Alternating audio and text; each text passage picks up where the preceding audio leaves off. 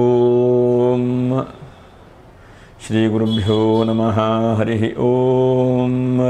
ಓಂ ನಮಃ ಸೂರ್ಯಃ ಪಿತಾಮಹೋ ವ್ಯಾಸಃ ವಸಿಷ್ಠೋ ತ್ರಿಪರಾಶರಃ ಕಶ್ಯಪೋ ನಾರದೋ ಗಾರ್ಗ್ಯಃ ಮರೀಚಿರ್ಮುನಿರಂಗಿರಾಃ ಲೋಮಶಃ ಪೌರುಷಶ್ಚೈವ ಚವನೋ ಜವನೋ ಭೃಗುಃ ಶವನಕೋಷ್ಟಾದಶಶ್ಚೇತಿ ಜ್ಯೋತಿಷ್ಶಾಸ್ತ್ರಪ್ರವರ್ತಕಾಃ. ನಮೋ ಋಷಿಭ್ಯಃ ನಮೋ ಮಹದ್ಭ್ಯಃ.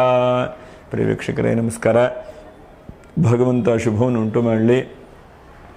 ಸೆಪ್ಟೆಂಬರ್ ತಿಂಗಳಲ್ಲಿ ಸಿಂಹರಾಶಿಯವರಿಗೆ ಹೇಗಿದೆ ಮಾಸ ಭವಿಷ್ಯ ಎಂಬಂಥ ಎಲ್ಲ ವಿಷಯಗಳನ್ನು ಕೂಡ ನಾವು ಗಮನಿಸ್ಕೊಳ್ಳೋಣ. ನೋಡಿ, ಮಘ ನಕ್ಷತ್ರ 1, 2, 3, 4ನೇ ಪಾದ, ಹಾಗೆ ಹುಬ್ಬ ನಕ್ಷತ್ರ 1, 2, 3, 4ನೇ ಪಾದ, ಉತ್ತರ ನಕ್ಷತ್ರ 1ನೇ ಪಾದ. ವಿಡಿಯೋ ಮುಗಿವರೆಗೂ ಕೂಡ ನೀವು ನೋಡ್ತಾ ಇರಿ. ನಕ್ಷತ್ರ ಪರಿಹಾರಗಳು ಏನಿದೆ, ಏನಾದರೂ ಶುಭವಾಗುತ್ತಾ ಮಂಗಲವಾಗುತ್ತಾ ಎಂಬಂತಹ ಎಲ್ಲ ವಿಷಯಗಳನ್ನು ಕೂಡ ನಾವು ತಿಳ್ಕೊಳ್ಳೋಣ. ಮತ್ತು ನಾವು ಹೇಳುವಂಥದ್ದು ಇದು ಗೋಚಾರ ಫಲ ಅಂಥೇಳಿ. ನಿಮ್ಮ ಜಾತಕದ ಮೇಲೆ ದಶಾಭುಕ್ತಿಗಳ ಮೇಲೆ ಸ್ವಲ್ಪ ವ್ಯತ್ಯಾಸವೂ ಕೂಡ ಇರಬಹುದು. ಯಾಕಂದರೆ ಇದೇನೆಂದರೆ ಗೋಚಾರವಾದಂಥ ಫಲ ಆದದ್ರಿಂದ ಯಾವ್ಯಾವ ದಶಾಭುಕ್ತಿಗಳು ಹೇಗಿದೆ ಏನಿದೆ ನಮಗೆ ಗೊತ್ತಿರುವುದಿಲ್ಲ. ಸಾಮಾನ್ಯವಾಗಿ ಗ್ರಹಸ್ಥಿತಿಗಳನ್ನು ನೋಡಿಕೊಂಡು ಹೇಳುವಂಥ ಪ್ರಯತ್ನ. ನೋಡಿ, ಗ್ರಹಸ್ಥಿತಿ ಹೇಗಿದೆ. 1ನೇದಾಗಿ ರಾಶಿಯಲ್ಲೇ ಬುಧ, ಹಾಗೆ 2ನೇ ರಾಶಿಯಲ್ಲಿ ರವಿ ಮತ್ತು ಕೇತು, 3ನೇ ರಾಶಿಯಲ್ಲಿ ಶುಕ್ರ, ಹಾಗೆ ನಿಮ್ಮ ರಾಶಿಯಿಂದ 7ನೇ ರಾಶಿಯಲ್ಲಿ ಶನಿ, 8ನೇ ರಾಶಿಯಲ್ಲಿ ರಾಹು, 9ನೇ ರಾಶಿಯಲ್ಲ 10ನೇ ರಾಶಿಯಲ್ಲಿ ಗುರು, ಇದು ಬಹಳ ಒಳ್ಳೆಯದು. 11ನೇ ರಾಶಿಯಲ್ಲಿ ಕುಜ. ಹೀಗೆಲ್ಲ ಒಂದು ಗ್ರಹಸ್ಥಿತಿ ಇದೆ ನಿಮಗೆ. ನೋಡಿ, ಈ ಸೆಪ್ಟೆಂಬರ್ ತಿಂಗಳಲ್ಲಿ 2ನೇ ತಾರೀಕಿಗೆ ಬೆನಕನ ಅಮಾವಾಸ್ಯೆ ಅಂತ ಹೇಳಿದೆ. ಇನ್ನು 3ನೇ ತಾರೀಕಿಂದ ನಮಗೆ ಭಾದ್ರಪದ ಮಾಸ ಶುರುವಾಗುತ್ತೆ.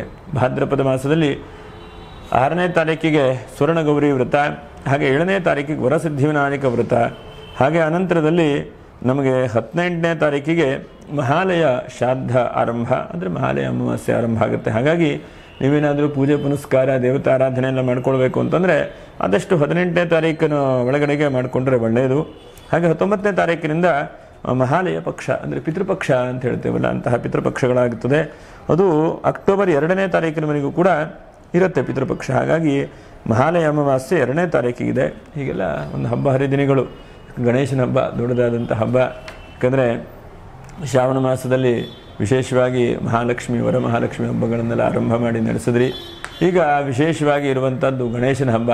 ಹಾಗಾಗಿ ಆ ಗೌರಿ ಗಣೇಶ ಹಬ್ಬದ ಶುಭಾಶಯಗಳು. ಮತ್ತು ನಿಮ್ಮೆಲ್ಲರ ಸಹಾಯ ಸಹಕಾರದಿಂದ 1 ಲಕ್ಷ ಸಬ್ಸ್ಕ್ರೈಬರು ಕೂಡ ಆಗಿದ್ದಾರೆ. ಹಾಗಾಗಿ ತಮ್ಮೆಲ್ಲರಿಗೂ ಕೂಡ ಅನಂತ ಧನ್ಯವಾದ. ಯಾರು ಲೈಕ್ ಮಾಡಿಲ್ಲ ಅಂತವ್ರು ಲೈಕ್ ಮಾಡಿ, ಹಾಗೆ ಒಂದು ಶೇರ್ ಮಾಡಿ. ಹಾಗೆ ಅನೇಕ ವಿಡಿಯೋಗಳನ್ನು ಕೂಡ ದೇವತಾ ದರ್ಶನ ಹೇಳುವಂಥ ಯೂಟ್ಯೂಬ್ ಚಾನಲಲ್ಲಿ ವಿಡಿಯೋ ಮಾಡಿ ಅಪ್ಲೋಡ್ ಮಾಡ್ತಾ ಇದ್ದೇನೆ. ಅದನ್ನು ಕೂಡ ನೀವೆಲ್ಲ ಸಬ್ಸ್ಕ್ರೈಬ್ ಮಾಡಿ. ಅನೇಕ ಧಾರ್ಮಿಕ ವಿಷಯಗಳು, ಪೂಜೆಗಳು, ಇಂತಹ ವಿಷಯಗಳ ಬಗ್ಗೆ ಅದರಲ್ಲಿ ಮಾಡಿ ಅಪ್ಲೋಡ್ ಮಾಡ್ತಾ ಇದ್ದೇನೆ. ನಿಮ್ಮೆಲ್ಲರ ಪ್ರೋತ್ಸಾಹ ಸಹಾಯ ಸಹಕಾರ ಬಹಳ ಅಗತ್ಯವಾದಂಥದ್ದು. ಅದಕ್ಕೆ ನಿಮ್ಮೆಲ್ಲರ ಸಪೋರ್ಟ್ ಇದೆ ಅಂಥೇಳಿ ತಿಳ್ಕೊಳ್ತಾ ನೋಡೋಣ, ಸಿಂಹರಾಶಿಯವರಿಗೆ ಏನೇನು ಈ ತಿಂಗಳಲ್ಲಿ ಏನಾದರೂ ಲಾಭ ಸಿಗತ್ತಾ ಅಂಥೇಳಿ ನೋಡ್ತಾ ಹೋದರೆ, ಆರ್ಥಿಕವಾದಂಥ ಸ್ಥಾನದಲ್ಲಿ ರಾಶ್ಯಾಧಿಪತಿ ಆದಂಥ ರವಿ ಇದ್ದಾನೆ. ಹಾಗಾಗಿ ಆರ್ಥಿಕವಾದಂಥ ಹಣ ಬರುವಂಥದ್ದು, ಮನಸ್ಸಿಗೆ ಸಮಾಧಾನ ಆಗುವಂಥದ್ದು, ಮತ್ತೆಲ್ಲೋ ಒಂದು ಕಡೆ ಇನ್ವೆಸ್ಟ್ಮೆಂಟ್ ಮಾಡುವಂಥದ್ದು ಜಾಸ್ತಿ ಆಗ್ತದೆ. ಅದೇನೂ ಕೂಡ ತೊಂದರೆ ಇಲ್ಲ. ಹಾಗಾಗಿ ಹಣಕಾಸಿನಲ್ಲಿ ನಿಮಗೆ ಸ್ವಲ್ಪ ಖುಷಿಯೇ. ಅಲ್ಲಿಗೆ ಬರಲ್ಲ ಅಂತ ಅಂದ್ಕೊಂಡಂಥ ಹಣ ಬರುತ್ತೆ, ಲಾಭ ಆಗಲ್ಲ ಅಂತ ಅಂದ್ಕೊಂಡು ನೀವೇನೋ ಪ್ರಯತ್ನ ಮಾಡ್ತಾ ಇರ್ತೀರಿ, ಅನುಕೂಲ ಆಗ್ತದೆ. ಹಾಗಾಗಿ ರಾಜಕೀಯ ವ್ಯಕ್ತಿಗಳ ತನಕ ಈ ತಿಂಗಳು ಹೇಳಿ ಮಾಡಿಸೋದಂಥ ತಿಂಗಳು. ತುಂಬ ಅನುಕೂಲವಾದಂಥದ್ದು, ತುಂಬ ಸಮಾಧಾನ ಕೊಡುವಂಥದ್ದು, ಮತ್ತು ನಿಮಗೆ ಕೀರ್ತಿ, ಯಶಸ್ಸು, ಲಾಭ, ಗೌರವ ಹೀಗೆಲ್ಲ ಕೊಡುವಂಥದ್ದು. ಬುಧನ ಮನೆಯಲ್ಲಿ ನೋಡಿ ರವಿ ಇದ್ದಾನೆ. ಹಾಗಾಗಿ ಎಲ್ಲ ಕಡೆಗೂ ಆರ್ಥಿಕವಾದಂಥ ಅಭಿವೃದ್ಧಿ ಕೊಡುವಂಥದ್ದು, ಮನಸ್ಸಿಗೆ ಸಮಾಧಾನ ಕೊಡುವಂಥದ್ದು. ಎಲ್ಲೋ ಒಂದು ಕಡೆಗೆ ಕೆಲಸ ಮಾಡ್ತಾ ಇರ್ತೀರಿ, ಅಂತಹ ಕೆಲಸಗಳು ಹೆಚ್ಚಿನದಾಗಿ ಒಂದು ಒಳ್ಳೆಯ ರೀತಿಯಾದಂಥ ಪ್ರಭಾವಗಳನ್ನು ಕೊಡುತ್ತೆ. ಹಾಗಾಗಿ ರಾಜಕೀಯ ವ್ಯಕ್ತಿಗಳಿಗೆ ಶುಭ ಅಂತೇಳಿ ಹೇಳಬಹುದು. ಮತ್ತು ಧನಸ್ಥಾನದಲ್ಲಿ ಕೇತುವಿನ ಜೊತೆಗಿದ್ದರಿಂದ ಯಾವುದೋ ಪಿತ್ರಾರ್ಜಿತವಾದಂಥ ಆಸ್ತಿ ಬರುವಂಥದ್ದು, ಮತ್ತೆಲ್ಲೋ ಒಂದು ಕಡೆಗೆ ಇನ್ವೆಸ್ಟ್ಮೆಂಟ್ ಮಾಡೇ ಇರ್ತೀರಿ, ಅದು ನಿಮಗೆ ವಾಪಸ್ ಬರುವಂಥದ್ದು. ಮತ್ತೇನೋ ಒಂದು ದೊಡ್ಡದಾದಂಥ ಏನೋ ಕನಸನ್ನು ಕಾಣ್ತಾ ಇರ್ತೀರಿ ನೀವು. ಯಾಕೆ ಸಿಂಹರಾಶಿಯವರು ರಾಜನ ಹಾಗೆ ಎಲ್ಲರಿಗೂ ಒಳ್ಳೆಯದನ್ನು ಕೊಡುವಂಥದ್ದು, ಒಳ್ಳೆಯದು ಮಾಡುವಂಥದ್ದು, ಮತ್ತು ನಿಮ್ಮ ಆಶ್ರಯಗಳನ್ನು ಜನರಿಗೆ ಕೊಡುವಂಥದ್ದು. ಯಾವಾಗೂ ಕೊಡುವಂತಹ ಕೈ ಬಡವಾಗುವುದಿಲ್ಲ, ಹಾಡುವಂತಹ ಬಾಯಿ ಬಡವಾಗುವುದಿಲ್ಲಂತೆ. ಹಾಗಾಗಿ ನಾವು ಎಷ್ಟು ಒಳ್ಳೆಯದನ್ನು ಮಾಡ್ತೇವೆಯೋ ಅದಷ್ಟು ಭಗವಂತ ಅನುಗ್ರಹ ಮಾಡ್ತಾನೆ. ಹಾಗಾಗಿ ಈ ತಿಂಗಳಲ್ಲಿ ನಿಮಗೆ ಆನೋಭದ್ರಾಹೃತವೋಜಂತು ವಿಶ್ವತಃ ಎಲ್ಲ ಒಳ್ಳೆಯ ಸುದ್ದಿಗಳು, ಒಳ್ಳೆಯ ವ್ಯವಹಾರಗಳು, ಒಳ್ಳೆಯ ಕೆಲಸಗಳು, ನಿಮಗೆ ಸನ್ಮಾನ ಆಗುವಂಥದ್ದು ಹೀಗೆಲ್ಲ ನಿಮಗೆ ಕಿವಿ ಕೇಳ್ತದೆ. ಅದರಿಂದ ನಿಮಗೂ ಸಂತೋಷ ಆಗುತ್ತೆ. ನಿಮಗಿನ್ನೂ ಕೂಡ ಹೆಚ್ಚು ಒಳ್ಳೆಯ ರೀತಿಯಾದಂತಹ ಅಭಿವೃದ್ಧಿ ಆಗುತ್ತೆ ಅಂತೇಳಿ ಹೇಳಬಹುದು. ಇನ್ನು 2ನೇ ರಾಶಿಯಲ್ಲಿ ಕೇತು. ಹಾಗೆ ಅದನ್ನು ನಾವು ಗಮನಿಸ್ತಾ ಹೋದರೆ ಸ್ವಲ್ಪ ನಿಮ್ಮ ತಂದೆಯವರ ಆರೋಗ್ಯ ವಿಷಯದಲ್ಲಿ ಸ್ವಲ್ಪ ಜಾಗ್ರತೆ ವಹಿಸಿಕೊಳ್ಬಹುದು. ಯಾಕಂದರೆ ಅಲ್ಪ ಸ್ವಲ್ಪ ಚಿಂತೆ ತೊಂದರೆಗಳಾಗುವಂಥದ್ದು, ಏನೋ ಇದ್ದಕ್ಕಿದ್ದ ಹಾಗೆ ಸಣ್ಣದಾಗಿ ಮನಸ್ಸಿಗೆ ಕಿರಿಕಿರಿಯಾಗಿ ಏನೋ ತಲೆನೋವು ಬರುವಂಥದ್ದು ಅಥವಾ ಎದೆನೋವು ಸ್ವಲ್ಪ ಬರುವಂಥದ್ದು. ಹಾಗಾಗಿ ಪಿತೃವರ್ಗ, ತಂದೆ ತಾಯಿ, ನಿಮ್ಮ ಹಿರಿಯರು, ನೀವು ಯಾರ್ಯಾರನ್ನು ನೋಡ್ಕೊಳ್ತಾ ಇದ್ದೀರೋ ಅಂಥವ್ರ ವಿಷಯದಲ್ಲಿ ತುಂಬ ಜಾಗೃತ ವಹಿಸ್ಕೊಳ್ಬೇಕು ಅಂತೇಳಿ ಹೇಳ್ತೇನೆ. ಹಾಗೆ 3ನೇ ರಾಶಿಯ ಶುಕ್ರ ಸುಕ್ಷೇತ್ರದಲ್ಲಿದ್ದಾನೆ. ಹಾಗಾಗಿ ಗೃಹಿಣಿಯರಿಗೆ, ಈ ರಾಶಿಯವರಿಗೆ ಅಥವಾ ಬಿಸ್ನೆಸ್ ಮಾಡ್ತಾ ಇದ್ದಂಥವರಿಗೆ ಸ್ವಲ್ಪ ಹಣಕಾಸಿನ ಅಭಿವೃದ್ಧಿ ಆಗುವಂಥ ಸಾಧ್ಯತೆಗಳು ನೋಡಿ. ವಕ್ರವಾದಂಥ ಶನಿ ಒಂದಷ್ಟು ಹಣ ಕೊಡ್ತಾನೆ, ಅದರ ಜೊತೆ ರಾಷ್ಟ್ರಾಧಿಪತಿ ಆದಂಥ ರವಿ ಒಂದು ಕಡೆ ಕೊಡ್ತಾನೆ. ಹಾಗಾಗಿ ಗೃಹಿಣಿಯರಿಗೆ ಇನ್ನೊಂದು ಪ್ಲ್ಯಾನ್ ಮಾಡುವಂಥದ್ದು, ಯಾವುದೋ ಒಂದು ನೀವು ಮನೆಯಲ್ಲೇ ಪ್ರಾಡಕ್ಟನ್ನು ತಯಾರಿ ಮಾಡ್ತಾ ಇದ್ರಿ, ಸೆಲ್ ಮಾಡ್ತಾ ಇದ್ರಿ, ಎಷ್ಟು ಮಾಡಿದ್ರೂ ಪ್ರಯತ್ನ ಆಗ್ತಾ ಇಲ್ಲ ಅಂದ್ಕೊಂಡ್ರೆ ಇಲ್ಲ ಒಂದು ಕಡೆಗೆ ನಿಮ್ಗೆ ಅದನ್ನು ಮಾರಾಟ ಮಾಡಿ ಹಣ ಕೊಡುವಂತಹ ಒಳ್ಳೆಯ ವ್ಯಕ್ತಿಗಳು ನಿಮಗೆ ಸಿಗುವಂಥ ಚಾನ್ಸಸ್ ಇದೆ ಅಂತೇಳಿ ಹೇಳಬಹುದು.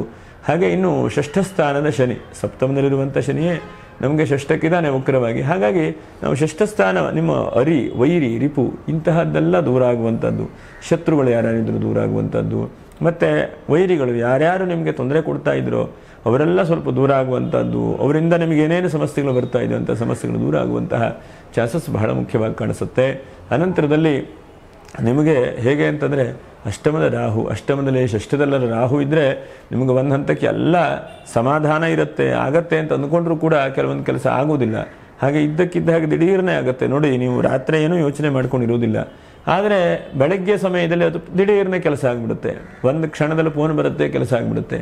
ಹಾಗಾಗಿ ಇದು ಬಹಳ ಬದಲಾವಣೆ ಕೊಡುವಂಥದ್ದು. ಹಾಗಾಗಿ ರಾಹು ನಿಮಗೆ ಒಂದು ಪ್ರಯಾಣ ಮಾಡಿಸುವಂಥದ್ದಾಗುತ್ತೆ. ಧಾರ್ಮಿಕವಾದಂಥ ಕೆಲಸ ಕಾರ್ಯಗಳನ್ನು ಮಾಡ್ತಾ ಇದ್ರೆ ಅದರಲ್ಲೂ ಕೂಡ ಏನೋ ಒಂದು ಲಾಭಾಂಶ ಸಿಗುವ ಹಾಗಾಗುತ್ತೆ. ಮನಸ್ಸಿಗೆ ಒಂದು ಸಮಾಧಾನಪ್ಪ, ಯಾವುದೋ ಒಂದು ಒಳ್ಳೆಯದಾಗ್ತಾ ಇದೆ ಅಥವಾ ಯಾವುದೋ ಒಂದು ಸಮಾಧಾನ ಸಿಗ್ತಾ ಇದೆ ಅಂಥೇಳಿ ನಿಮ್ಮ ಅನಿಸುವ ಹಾಗೆ ರಾಹು ಕೂಡ ಮಾಡ್ತಾನೆ.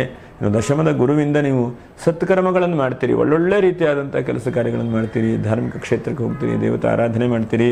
ಅಥವಾ ನೋಡಿ ಗಣೇಶನ ಹಬ್ಬ ಇದೆ, ಬಹುಶಃ ಸಾರ್ವಜನಿಕವಾದಂಥ ಕ್ಷೇತ್ರದ ನಿಮ್ಮದಾದಂತಹ ಒಂದು ಸೇವೆಯನ್ನು ಮಾಡ್ತೀರಿ. ಎಷ್ಟೋ ಸಲ ಸಾರ್ವಜನಿಕ ಕ್ಷೇತ್ರಕ್ಕೆ ನಿಮ್ಮ ಕೊಡುಗೆ ಬಹಳ ಮುಖ್ಯವಾದಂಥದ್ದು, ಅದನ್ನೆಲ್ಲ ನೀವು ಮಾಡ್ತೀರಿ.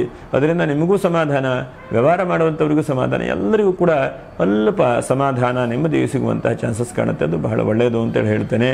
ಹಾಗೆ ಅನಂತರದಲ್ಲಿ ಬಹಳ ಮುಖ್ಯವಾಗಿ ನಿಮಗೆ ನೋಡಿ ಕುಜನು ಏಕಾದಶದಲ್ಲಿದ್ದಾನೆ. ರಿಯಲ್ ಎಸ್ಟೇಟ್ ಉದ್ಯಮಗಳಿಗೆ ಮತ್ತು ಅಲ್ಪ ಸ್ವಲ್ಪ ಯಾವುದೋ ಒಂದು ಜಾಗ ಸೇಲ್ ಆಗಬೇಕು ಅಂದ್ಕೊಂಡು ಯೋಚನೆ ಮಾಡ್ತಾ ಇದ್ದಂಥವರಿಗೆ ನಿಮಗೆಲ್ಲ ಸ್ವಲ್ಪ ಶುಭ ಆಗುವಂಥ ಸಾಧ್ಯತೆಗಳು, ಮತ್ತು ಅಲ್ಪ ಸ್ವಲ್ಪ ನಿಮಗೆ ಸನ್ಮಾನಗಳು. ಹೇಗೆ ಅಂತಂದರೆ ನಿಮ್ಮ ವೈಯಕ್ತಿಕವಾದಂತಹ ಸನ್ಮಾನಗಳಾಗುವ ಜೊತೆಗೆ ಸಾರ್ವಜನಿಕ ಕ್ಷೇತ್ರದಲ್ಲಿ ಮನ್ನಣೆ ಸಿಗುವ ಹಾಗಾಗುತ್ತೆ. ನೀವು ಯಾವುದೋ ಒಂದು ಯೋಚನೆ ಮಾಡ್ಕೊಂಡಿರ್ತೀರಿ, ಕೆಲಸ ಆಗಬೇಕು, ಸಿಗಬೇಕು ಅಂತ, ಅದು ನಿಮ್ಮ ಮನ್ನಣೆ ಸಿಗುವ ಹಾಗೆ, ಸಮಾಧಾನ ಸಿಗುವ ಹಾಗೆ ಆಗುತ್ತೆ. ಹಾಗಾಗಿ ಇದಿಷ್ಟು ನಿಮಗೆ ಈ ತಿಂಗಳ ಶುಭವಾದಂಥ ವಾತಾವರಣಗಳು. ಒಂದು 5 ಜಾಗ್ರತೆಗಳನ್ನು ಕೂಡ ಗಮನಿಸೋಣ. ಒಂದನೇದಾಗಿ ನೋಡಿ, ರಾಶಿಯಲ್ಲಿ ಬುಧ, ಧನಾಧಿಪತಿ ಬುಧ ರಾಶಿಯಲ್ಲಿದ್ದಾನೆ. ಹಾಗಾಗಿ ನಿಮ್ಮ ವೈಯಕ್ತಿಕವಾದಂಥ ಆರೋಗ್ಯದ ವಿಷಯದಲ್ಲಿ ಸ್ವಲ್ಪ ಜಾಗ್ರತೆ ವಹಿಸ್ಕೊಳ್ಬೇಕು. ಮತ್ತು ಎರಡನೇದಾಗಿ ಸ್ವಲ್ಪ ಮಾತು ಕೊಡುವಾಗ ಒಂಚೂರು ಜಾಗ್ರತೆಯಿಂದ ಕೊಡಬೇಕು. ಏನೋ ಚಿಂತೆ ಮಾಡಿ, ಏನೋ ಟೆನ್ಷನ್ ಮಾಡಿ ಮಾತು ಕೊಟ್ಟು ಬಿಡುವಂಥದ್ದು, ಕಡೆ ಏನಾಗುತ್ತೋ ಎಂತಾಗುತ್ತೋ ಗೊತ್ತಾಗೋದಿಲ್ಲ, ಪುನಃ ತಲೆ ಮೇಲೆ ಕಲ್ಲು ಹಾಕ್ಕೊಳ್ಳುವಂಥ ಪ್ರಯತ್ನ ಆಗುತ್ತೆ. ಹಾಗಾಗಿ ಸ್ವಲ್ಪ ಜಾಗ್ರತೆ ವಹಿಸ್ಕೊಳ್ಬೇಕು. ಮತ್ತು ನೋಡಿ, ಇದು ಬಹಳ ಮುಖ್ಯವಾಗಿ ವಾಹನಗಳನ್ನು ಓಡಿಸುವಾಗ ಸ್ವಲ್ಪ ಜಾಗ್ರತೆ ವಹಿಸ್ಕೊಳ್ಬೇಕು. 4ನೇದಾಗಿ ನೀರಿಂದ ಸ್ವಲ್ಪ ಸಮಸ್ಯೆಗಳು ಬರುವಂಥದ್ದಿದೆ. ಮತ್ತು 5ನೇದು ಸ್ವಲ್ಪ ಜಾಸ್ತಿ ಹಗಲು ಕನಸು ಕಾಣುವಂಥ ಸಾಧ್ಯತೆಗಳು ಆಗತ್ತೆ. ಒಳ್ಳೆಯದು ಅಂತ ಅಂದ್ಕೊಂಡಿದ್ದೇನೆ, ಆದರೆ ಕೆಲವೊಂದು ಮಿತಿಮೀರಿ ಯೋಚನೆ ಮಾಡಬಾರ್ದು. ಅತಿ ಸರ್ವತ್ರ ವರ್ಜಯೇತ್ ಅಂತ ಹೇಳ್ತದೆ ಶಾಸ್ತ್ರ. ಅತಿಯಾಗಿ ಯೋಚನೆ ಮಾಡುವಂಥದ್ದು, ಅತಿಯಾಗಿ ಯಾವುದನ್ನು ಪ್ರಯತ್ನ ಮಾಡೋದನ್ನು ಮಾಡಬಾರ್ದು. ಏನು ಭಗವಂತ ಕೊಟ್ಟಿದ್ದಾನೆ ಆ ಪ್ರಯತ್ನಗಳನ್ನು ಸರಿಯಾದಂತಹ ಸಮಯ ವ್ಯರ್ಥ ಮಾಡದೇ ಇದ್ದಾಗ ಪ್ರಯತ್ನಗಳನ್ನು ಮಾಡ್ತಾ ಜೀವನದಲ್ಲಿ ಹೋಗಬೇಕು. ಭಗವಂತ ಯೋಗಿ ಕೊಟ್ಟದ್ದು ಯೋಗಿಗೆ, ಭೋಗಿ ಕೊಟ್ಟದ್ದು ಭೋಗಿಗೆ ಅಂತ ಹೇಳ್ತಾರಲ್ಲ, ಹಾಗಾಗಿ ನಿಮ್ಮ ಭಗವಂತ ಕೊಟ್ಟಂತಹ ಒಂದು ಎಲ್ಲ ರೀತಿಯಾದಂತಹ ಜೀವನದಲ್ಲಿ ಸಮಾಧಾನ ಪಟ್ಕೊಂಡು ಹೋಗುವಂಥ ಪ್ರಯತ್ನವನ್ನು ಮಾಡಿ. ನೋಡಿ, ಈ ತಿಂಗಳಲ್ಲಿ ನಿಮ್ಗೆ ಒಳ್ಳೆಯದಾದಂತಹ ತಿಥಿಗಳು ಯಾವುದಪ್ಪ ಅಂತಂದರೆ, ಒಂದಿನ ಗಣೇಶನ ಹಬ್ಬದ ದಿವಸ ಇದೆ. ಆ ದಿವಸ ನಿಮಗೆ 7ನೇ ತಾರೀಕು ಪರವಾಗಿಲ್ಲ, ಚತುರ್ಥಿ ಶನಿವಾರ ಇದ್ದರೂ ತೊಂದರೆ ಇಲ್ಲ, ಚಿತ್ತಾ ನಕ್ಷತ್ರ ಒಳ್ಳೆಯದಿದೆ. ನಾನು ಪೂಜೆಯ ಪುನಸ್ಕಾರಗಳನ್ನು ಮಾಡಿಕೊಳ್ಳಿ. 5ನೇ ತಾರೀಕು 6ನೇ ತಾರೀಕು ಕೂಡ ಮಾಡಿಕೊಳ್ಳಿ. ಹಾಗೆ ಅನಂತರ 13ನೇ ತಾರೀಕಿಗೆ ಮಾಡಿಕೊಳ್ಳಿ. ಇದಿಷ್ಟು ಬಹಳ ಒಳ್ಳೆಯದಾದಂಥ ಸಮಯ, ದಿವಸ. ಇಂಥ ಪೂಜೆ ಪುನಸ್ಕಾರಗಳನ್ನು ಮಾಡಿ. ನಕ್ಷತ್ರ ಪರಿಹಾರಗಳು ಏನಪ್ಪ, ಯಾಕಂದರೆ ಸಿಂಹರಾಶಿಯವರಿಗೆ ಮಘ ನಕ್ಷತ್ರ. ನೀವು ಎಷ್ಟು ಸಾಧ್ಯ ಆಗುತ್ತೋ ಅಷ್ಟು ಹಿರಿಯರ ಸೇವೆ ಮಾಡಿ, ತಂದೆ ತಾಯವರ ಆಶೀರ್ವಾದ ಪಡ್ಕೊಳ್ಳಿ. ಮತ್ತು ಎಷ್ಟು ಸಾಧ್ಯ ಆಗುತ್ತೋ ಅಷ್ಟು ತಂದೆ ತಾಯವರನ್ನು ಚೆನ್ನಾಗಿ ನೋಡ್ಕೊಳ್ಳೋ ಪ್ರಯತ್ನ ಮಾಡಿ. ಪ್ರತಿನಿತ್ಯವೂ ನಮಸ್ಕಾರ ಮಾಡಿಕೊಳ್ಳಿ, ಇದರಿಂದ ಬಹಳ ಶುಭವಾಗುತ್ತೆ. ಇನ್ನು ಹುಬ್ಬ ನಕ್ಷತ್ರ, ನಿಮಗೆಲ್ಲ ಭಗವಂತ ಕೊಟ್ಟಿದ್ದಾನೆ, ಆದರೆ ಎಲ್ಲೋ ಒಂದು ಕಡೆಗೆ ಚಿಂತೆ, ಟೆನ್ಷನ್ ಆಗ್ತಾ ಇದೆ. ಹಾಗಾಗಿ ನೀವು ಗಣೇಶನ ಹಬ್ಬದ ದಿವಸ 7ನೇ ತಾರೀಕಿಗೆ ಎಷ್ಟಾಗುತ್ತೋ ಅಷ್ಟು ಗಕಾರ ಗಣಪತಿ ಸಹಸ್ರನಾಮ ಅಂತಿದೆ. ಆ ಗಕಾರ ಗಣಪತಿ ಸಹಸ್ರನಾಮಗಳನ್ನು ಪಠನೆ ಮಾಡಿ, ಅದನ್ನು ನೀವು ಎಷ್ಟಾಗುತ್ತೋ ಅಥವಾ ಕೇಳಿ ಅದನ್ನು ಮಾಡುವಂಥ ಪ್ರಯತ್ನವನ್ನು ಮಾಡಿ. ಉತ್ತರ ನಕ್ಷತ್ರ 1ನೇ ಪಾದ, ಎಷ್ಟು ಸಾಧ್ಯ ಆಗುತ್ತೋ ಅಷ್ಟು 7ನೇ ತಾರೀಕಿಗೆ ಮುತ್ತೈದರಿಗೆ ನಿಮ್ಮ ಕೈಲಾದಂಥ ವಸ್ತುಗಳನ್ನು ಕೊಡುವಂಥದ್ದು, ಮುತ್ತೈದರಿಗೆ ನಿಮ್ಮ ಕೈಲಾದಂಥ ಏನಾದರೂ ಸಹಾಯ ಮಾಡುವಂಥ ಪ್ರಯತ್ನವನ್ನು ಮಾಡಿ. ಇಷ್ಟು ಮಾಡಿ ಬೇರೆಲ್ಲ ಶುಭವಾಗುತ್ತೆ, ಮಂಗಲವಾಗುತ್ತೆ, ದೈವಾನುಗ್ರಹ ಆಗಲಿ, ಎಲ್ಲರೂ ಕೂಡ ಶುಭವನ್ನು ಮಾಡಲಿ ಅಂತ ಹೇಳ್ತಾ ಮುಂದಿನ ವಿಡಿಯೋದಲ್ಲಿ ಭೇಟಿ ಮಾಡೋಣ. ನಮಸ್ಕಾರ. ಲೋಕಾ ಸಮಸ್ತ ಸುಖಿನೋ ಭವಂತು. ನಮಸ್ಕಾರ.